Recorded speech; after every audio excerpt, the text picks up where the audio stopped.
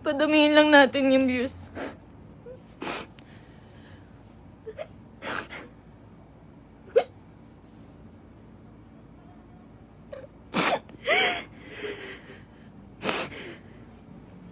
Magsasalita na po ako. Magsasalita na po ako.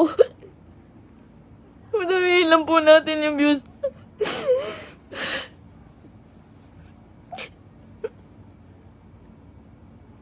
Magsasalita na po ako. Pipilitin ko pong isa-isahin. Pipilitin ko kahit gano'ng katagal tong live na to. Iisa-isahin ko po ang panggagago sa akin ni Merc. Ni Christian Merc Gray.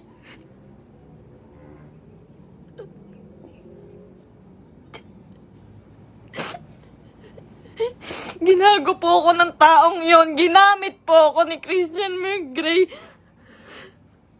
Lahat po nang nangyayari sa lahat ng video namin, mula umpisa hanggang ngayon, scripted. Lahat po yun sinunod ko dahil mahal ko siya. Dahil gusto ko ibigay yung buhay na gusto niya. Kung magtataka po kayo kung bakit maraming nawawala sa amin sa Team Merpay dahil sa kanya. Dahil po sa ugali ni Merc. Napakademonyo po ng ugali ni Merc. Ginago niya po lahat.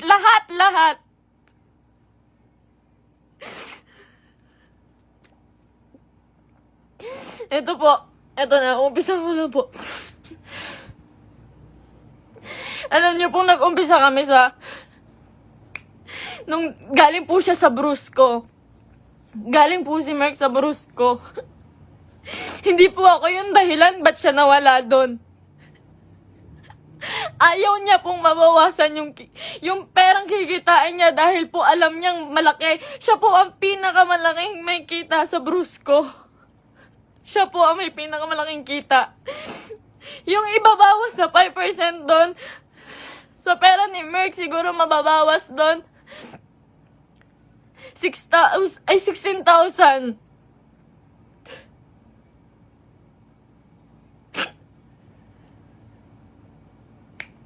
Lahat po ng kaibigan niya, ginamit niya. Hindi ko na po kasi kaya eh.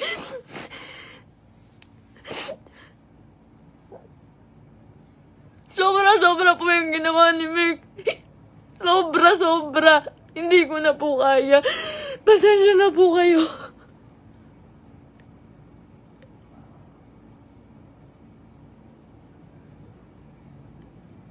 Napakawalang hiyang tao niyan ni Merc. Lahat po ginago niya, pamilya ko. Lahat po ng tao sa paligid niya, ginamit niya po. Scripted po lahat ng nangyayari. Sinusunod ko po siya. Kung makikita niyo po, lahat po ng video namin, puro bastos dahil po yun sa kanya. Ayoko po nun, walang may gusto nun. Kayo na pong bahala kung maniniwala kayo ngayon. Wala pong may gusto nun. Lahat po binigay ko sa taong yun.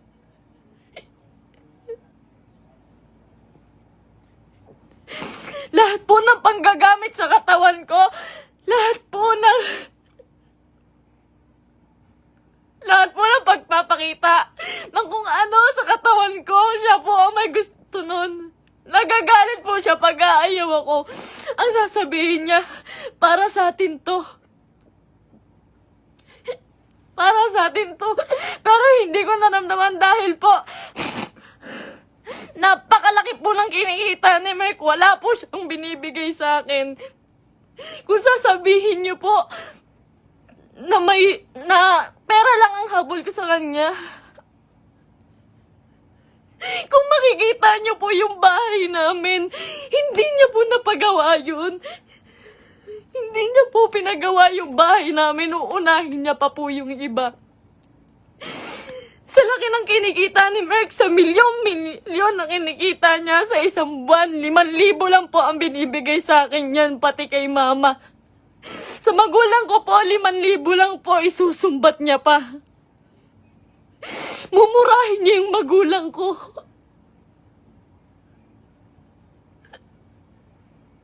Sasabihin niya, manang-mana ka sa magulang mo.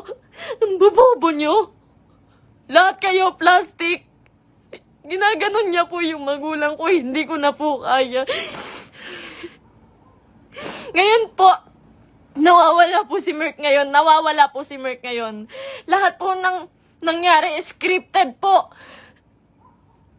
Scripted. Tinatago po ako ni Merk. Tinatago niya po ako.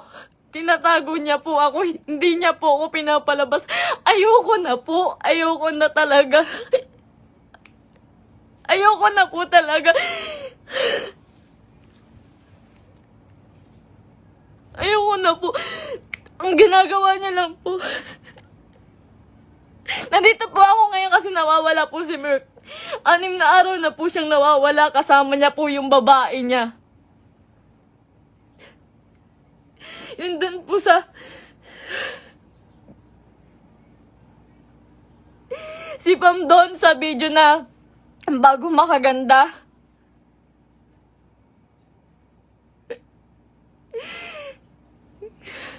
Huwag niya po sisihin yung kambal doon, si Chen Chen tsaka si Tantan.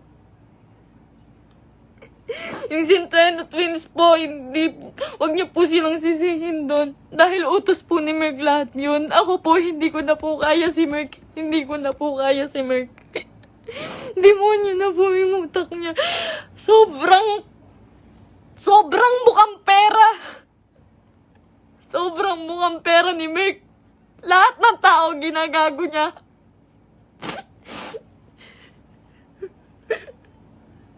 Sinisira niya po yung nanay ko po. Yung nanay ko na nasisira na din po sa inyo. Yung sasabihan po yung nanay ko na mamatay ka na, siya po may utos nun. Ginagawa niya pong robot yung pamilya ko dahil sa akin na lang po tumitingin yung pamilya ko. Ba't nila sinusunod si Merk?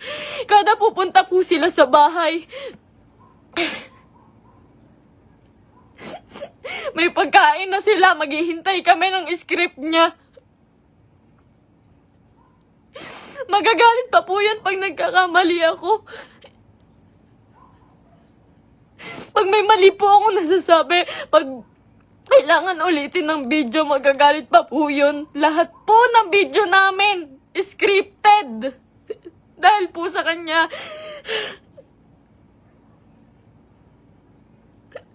Sobrang abusado. May babae po si Merk ngayon. Yung babae nga, yung Pam po. Grabe, Merk. Pinatulan niya pa.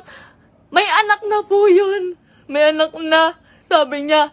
Sabi ko nun, mahal, baka naman papatulan mo yan. Baka naman totoohanin mo. Ang sabi niya nun, hindi. Kamukha yan ng ex ko. Hindi ako papatol dyan. Ginagago niya yung babae sa akin. Sinisira niya. Sabi niya, tanginang mukha yan. Papatulan ko ba yan? May anak na. Ginaganon niya yung babae. Ngayon, nandun siya. Nasa Quezon po si Merk. May katibayan po ko. Lahat po. Lahat. Kahit sa chat, kahit yung babae. Nahuli ko po kasi dahil po dun sa post ng babae, nag-post po yung babae. Nakasama po yung sasakyan namin. Tapos yung cellphone ko po, nagla-login po yun sa Quezon.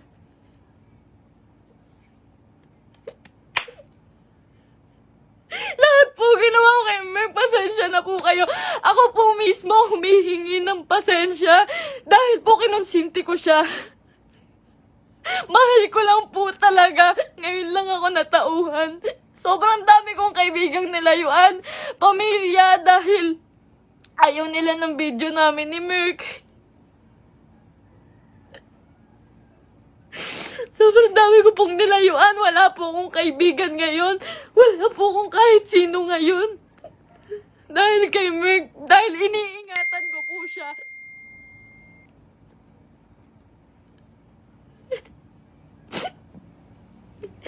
Kaya totoo po yung sinasabi niya, scripted lahat sa amin. Scripted lahat ng buhay na binigay sa akin ni Merk. Lahat po ng pera niya sa kanya lang po. Sa laki po ng pera niya, nagkakautang pa po siya. Sobrang sama, sobrang samang tao. Ultimo shampoo namin, sabon namin, ako pa bumibili. Grabe po, pambabastos sa akin ni Merk. Hindi niya po ako nirespeto.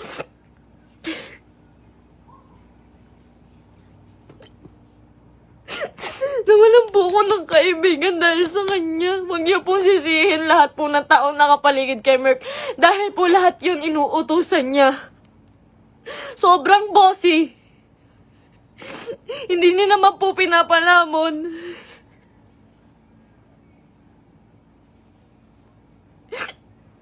Hindi ko po expect na darating po talaga to. So, ilang beses na rin po ako niloko ni Merk about sa babae. Nung una, pumatol siya sa kaibigan ko. Pangalawa, pumatol siya sa pan.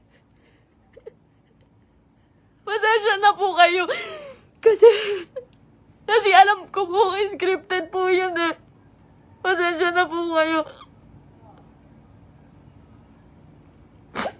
Ako na po humihingi ng pasensya sa inyo. Ginawa ko lang po yun kasi sobra po akong nagmahal. Bago po namin makuha si Asurada, ang inuulam po namin araw-araw, itlog at tuyo araw-araw para makuha niya lang yung sasakyan niya. Lahat po ng meron siya ngayon, sa kanya po nakapangalan. Pati yung bangko po, sa kanya po.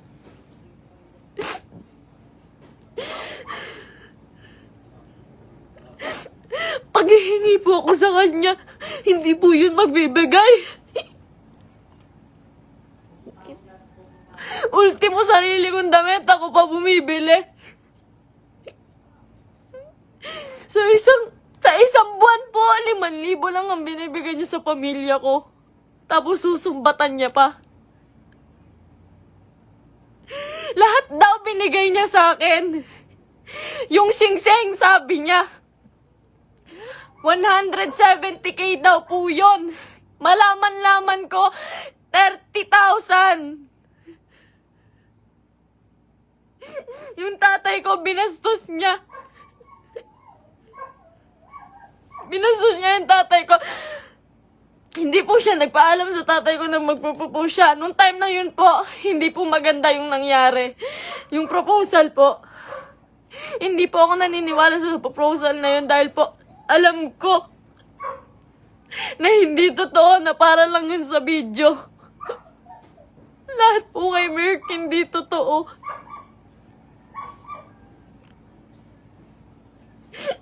Yung buhay niya, yung pagkatao niya, yung buhay na binigay niya sa akin, hindi po yun totoo.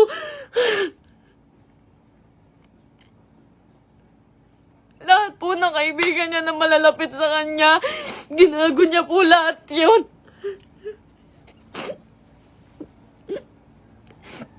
May nakakita po sa kanila dito sa Naik. Flex niya pa po pala yung babae kahit kanino. Pinakilala niya pa kung kani-kanino dito sa Naik. Sa mga taong malapit sa akin. Hindi niya alam.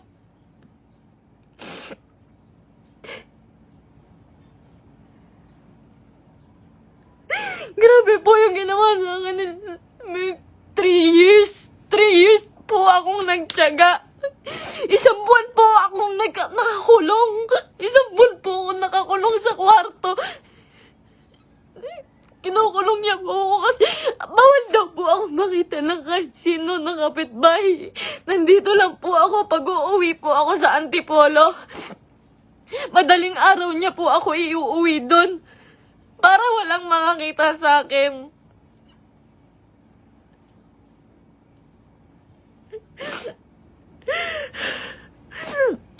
Lahat po ngayon suko na kay Merk. Nung isang araw po nasa ospital ako kasi nagtake po ako ng anxiety. Sobrang depressed na po. Sobrang depressed na po. Hindi niya alam yun. Hindi niya alam na naghahanap ako sa kanya. Kahit saan naghahanap po ako. Naghahanap ko siya eh. Kasi mahal ko po siya eh.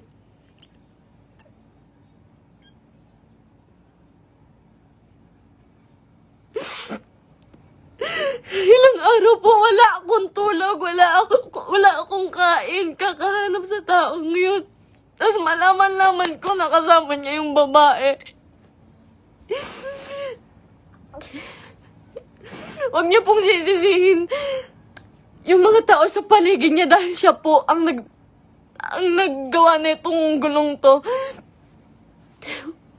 Huwag niyo sisihin si Kuya Mark, yung Centennial Twins. Kahit sino. Siya po ang gumawa nito. Sobrang boss po ni Merk. Sobrang pa-boss po. Sa lahat po ng video, kung makikita niyo po, lantad na lantad yung suso ko para lang mapanood ng mga tao.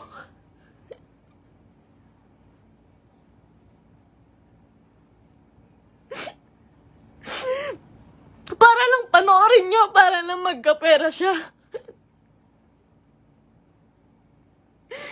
Lahat po ng taong nawala po sa amin, hindi ko po masisisi. Eterners TV, Brusco, Arnold, Tatay Onin. Marami pa pong nawala sa aming mga kaibigan dahil po sa kanya. Dahil hindi po nila kaya. Hindi po nila kinakaya si Merk. Nagmahal lang po ako. Pasensya na po. Pag mag-short film po kami, magkamali lang po ako ng unti. Nangina naman mahal, galingan mo naman. Pati po pagkapahulog ko po sa hagdan, hindi po yun totoo. Ang sakit po ng katawan ko nun pagtapos. Ginawa ko yun sa kanya nung nagpakahulog ako sa hagdan.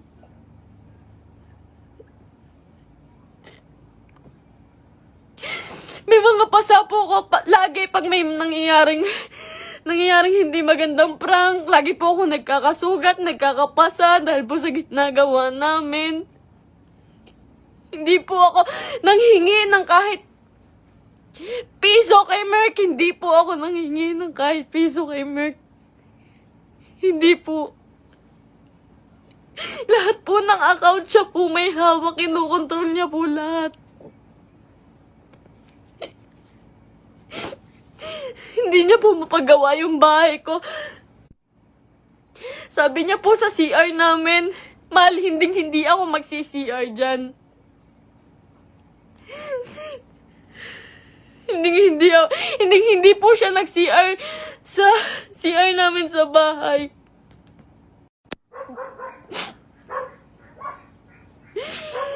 Pero hindi niya po yun mapagawa. Sinitiis niya po yun. Kayo na pong bahala kahit hindi na po kayo maniwala. Hindi ko po kayo masisisi. Kasi lahat ng ginawa ni Merk, hindi totoo yun. Wala nang totoo kay Merk. Mahal na mahal ko yun. Ang dami kong ginawa para sa kanya. Alam po yan ang mga totoong kaibigan namin. Alam po nila kung gaano ako nagsasakripisyo araw-araw. Napakarami niya pong pera, pero ang dami niya rin pong utang. Hindi ko na po alam kung saan niya pinupunta yung mga pera. Kung makikita niyo naman po kasi sa mga video namin, wala po talaga akong hawak na may mga pangalan na damit, may pangalan na sapatos.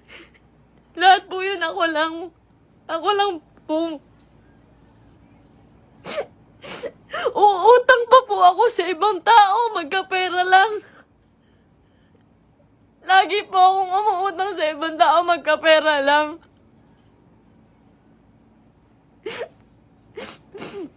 Ayun po, hindi ko na po kaya. Hindi ko na rin po talaga kinaya.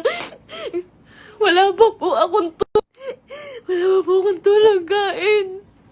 Na-hospital pa po ako. Hindi po ako nagmamakaawa sa inyo. Wag po kayong maaawa sa akin. Gusto ko lang naman po sabihin sa inyo yung totoo. Kasi ayoko na pong may mga taong masaktan. Ayoko na pong... Hindi ko po kasi talaga kaya yung mga bash. Hindi ko po yun kaya. Nag-aaral po ako noon. Pinatigil niya po ako sa pag-aaral para lang po sa video. Yung pangarap niya po yung sinunod namin eh. Yung pangarap niya, tinabi ko na po yung pangarap ko. Grabe yung sakripisyo ng pamilya ko. Grabe. Sasabihin niya, yung nanay mo, plastic. Yung nanay mo, sa Cebu po. Sa Cebu, hindi siya nahiya. Hindi po siya nagbigay ng kahit ano, na kahit piso lang doon sa tiniran namin. Iniwan niya po ako doon para lang po sa babae. Sabi niya po may sponsor. Iniwan niya po ako sa Cebu.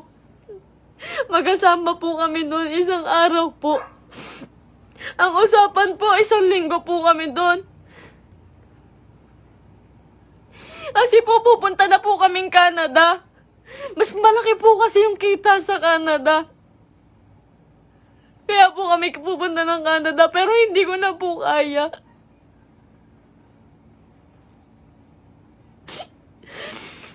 Ganito, ngayon, fiancé niya pa lang po ako, pero grabe na po yung ginagawa niya sa akin. Sobrang mukhang pera ni Merk.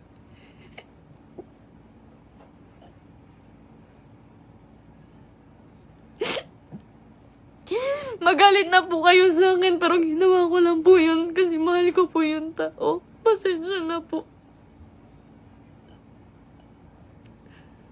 Pasensya na po.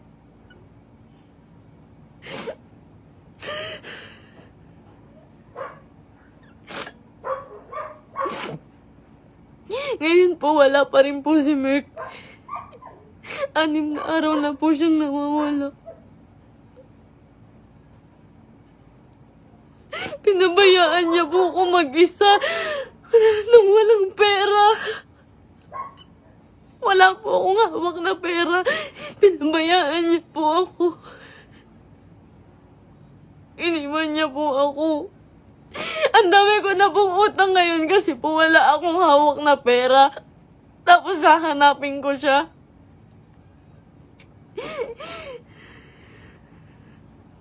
Masakit po kasi lalo eh. Fiancé na po kasi ako eh.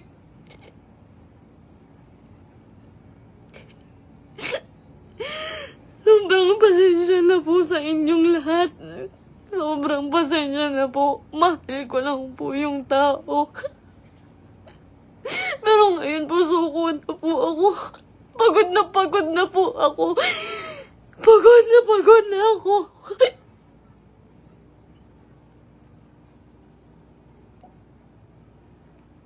Pasensya na po.